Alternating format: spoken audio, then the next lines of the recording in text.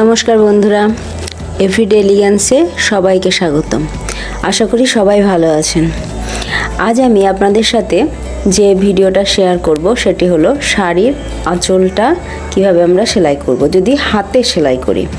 বর্তমানে অবশ্য দোকানে নিয়ে গেলেই 10 টাকা দিয়ে শাড়ির দুটো মাথায় সেলাই করে দেয়, কিন্তু আমি আমার শাড়ি হাতে সেলাই করতেই ভালোবাসি, তাই আমি বাড়িতেই এই কাজগুলো করে নিই। তো আমার মতো যারা বাড়িতে এই কাজগুলো করতে ভালোবাসেন বা যাদের যথেষ্ট সময় আছে এই কাজগুলো করার, তারা অবশ্যই এগুলো নিজে নিজে করতে পারেন। তো দেখুন, আমি এই শাড়িটা নিয়েছি, এই শাড়ির একটা মাথা আমার সেলাই করা হয়ে গিয়েছে। তো দেখুন কি সুন্দর পরিষ্কার লাগছে শাড়ির মাথাটাকে, কারণ হচ্ছে এই সুতির শাড়ির মাথাগুলো বা আঁচলগুলো সেলাই না করলেও চলে যায়, কোনো প্রবলেম হয় না। সিনথেটিক শাড়িগুলো আঁচলগুলো সেলাই করতে হয়, না হলে সুতো পরপর বেরিয়ে যায়। কিন্তু এই যে সুতো একটু একটু বেরিয়ে থাকে, এই জিনিসটা আমার ঠিক পছন্দ হয় না, তাই আমি এটাকে নিজে নিজেই সেলাই করে নিই, দেখতে ভালো লাগে। তো এটা কিভাবে সেলাই করব, প্রথমেই যে এই যে আঁচলের মাথায় এই দিকটা, আঁচলের দিকটা আমি এখন আপনাদের দেখাবো। তো এদিকে যে ছোট ছোট সুতো বেরিয়ে আছে আঁচলের মাথার দিকটা, তো সেইগুলো খুব হালকা করে আমরা কাঁচি দিয়ে কেটে নেব, খুব হালকা করে। এতে শাড়ির ভেতর দিকে খুব বেশি কাটা দরকার নাই, জাস্ট সুতোগুলো যেটুকু বেরিয়ে আছে সেইটুকু কাটলেই হবে। তাহলে কি হবে, আমাদের সেলাই করতে সুবিধে হবে। তো এইভাবে আমি পুরো আঁচলের মাথাটাই কাঁচি দিয়ে কেটে নিচ্ছি।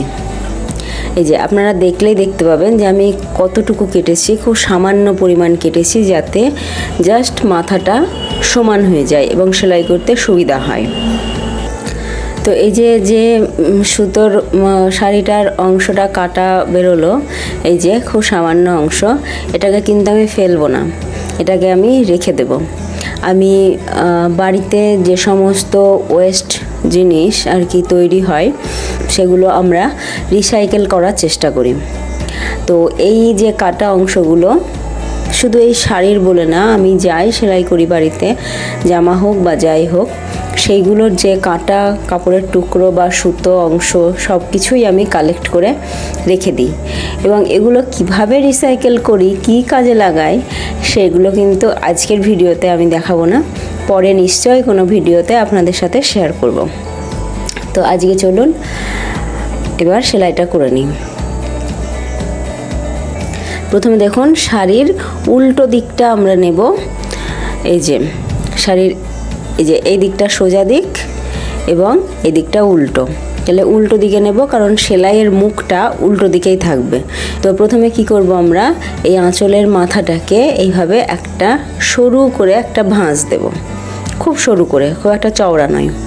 এবং সরু করে ভাঁজ দেওয়ার পরে সেইটাকে আবার একটা ভাঁজ দেব। তাহলে কি হলো, এই যে মুখটা, আঁচলের যে মুখটা, সেটা চলে গেল ভেতরে। এবার আমরা এর উপর দিয়ে সেলাই করলে মুখটা কখনোই বাইরে বেরিয়ে আসবে না এবং সেখান থেকে সুতো বেরোবে না। এই যে এবার আমরা সেলাইটা শুরু করব।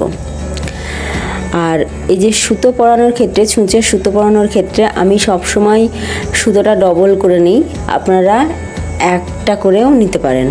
আমি ডবল করে নিই, আমার সুবিধা হয় এতে। কেন নিই, কারণ হচ্ছে যে ওই ডবল করে নিয়ে আমি সুতোর দুটো মুখটা একসাথে বেঁধে দিই। তাহলে কি হয়, সুতো যখন ছোট হয়ে যায় তখন ছুঁচ থেকে বেরোনোর কোনো সম্ভাবনা থাকে না। আর আমি এখানে যে সেলাইটা করব সেটা হচ্ছে কাঁথা সেলাই করা প্লেন সেলাই, এবং এটাকে বলা হয় রান সেলাই।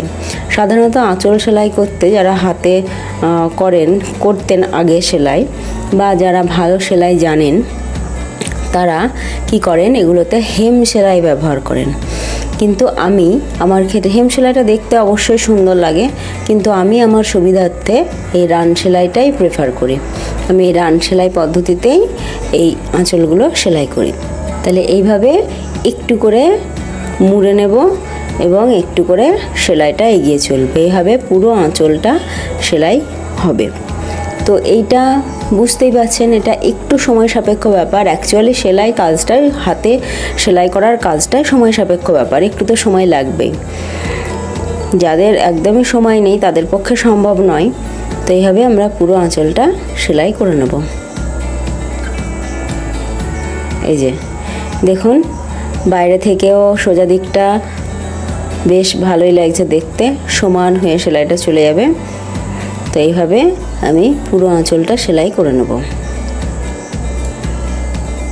এই যে অনেকটা হয়ে গিয়েছে সেলাই।